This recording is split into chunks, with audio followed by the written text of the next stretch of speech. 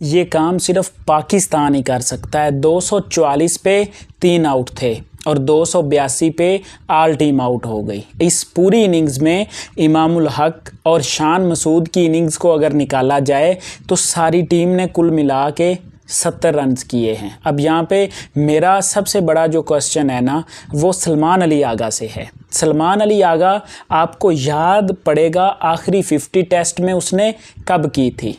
मेरे ख्याल से पिछले 1.5-2 सालों से वो सिर्फ एक बांग्लादेश के अगेंस्ट उसने 70 रन्स किए थे दूसरे टेस्ट में। उसके अलावा कहीं पर भी उसका बल्ला नहीं बोला है और उसे हर दफ़ा सेव किया जाता है। क्यों किया जाता है, इसका जवाब ज़रूर होना चाहिए। बहुत ही सोच विचार के बाद मोहम्मद रिजवान को इस टेस्ट स्क्वाड में डाला गया था, लेकिन आज फिर एक दफ़ा फिर से मोहम्मद रिजवान ने मायूस किया है। जब मोहम्मद रिजवान क्रीज़ पर आए, पाकिस्तान को 50 रन चाहिए थे वेस्ट इंडीज़ के रन्स उतारने के लिए, यानी कि ट्रायल कर रहा था पाकिस्तान 50 रन अगर और रिजवान के बल्ले से आते तो पाकिस्तान कोई 20-30 रन की, ज़्यादा नहीं 20-30 रनों की ले सकता था लीड। लेकिन ऐसा लग रहा था जब 244 पे 3 आउट थे कि पाकिस्तान कोई 400-450 करेगा, वेस्ट इंडीज़ को एक इनिंग से हरा देगा। पाकिस्तान कोई 200 की लीड लेगा और वेस्ट इंडीज़ को एक इनिंग से ही हरा देगा। उस 200 में ही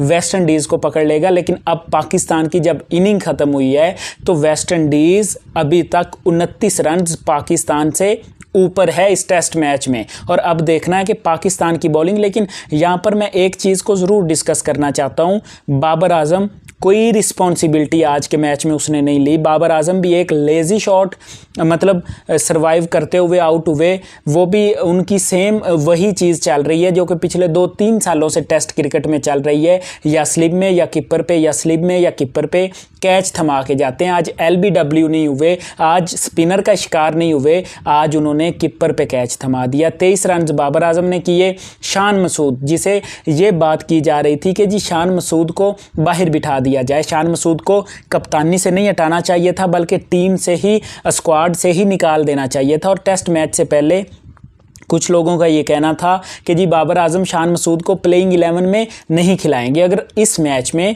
लग नहीं रहा ऐसा कि पाकिस्तान जीतेगा, लेकिन इस मैच में अगर आप कहीं पर भी जीते या जीतने के करीब भी पहुंचे तो उसका क्रेडिट शान मसूद को जाएगा। जहां पर आपकी पूरी टीम ने कुल मिला के 100 रन्स किया है, वहां पर शान मसूद ने अकेले ने 109 रन्स किए। और जिस तरह से शुरू से शान मसूद ने वेस्ट इंडीज़ी बॉलर को फेंटी लगाई है ना, उस फेंटी की वजह से ये पाकिस्तान ने 282 किए हैं। अदरवाइज़ पाकिस्तान जिस तरह से अजान अवैस पहले ही ओवर में आउट हुआ था, ऐसा लग रहा था कि ये 100 के अंदर कोलैप्स होने वाला है। लेकिन फिर भी आपको शुक्र मनाना चाहिए शान मसूद का, जिसने आपको 282 पे पहुंचाया।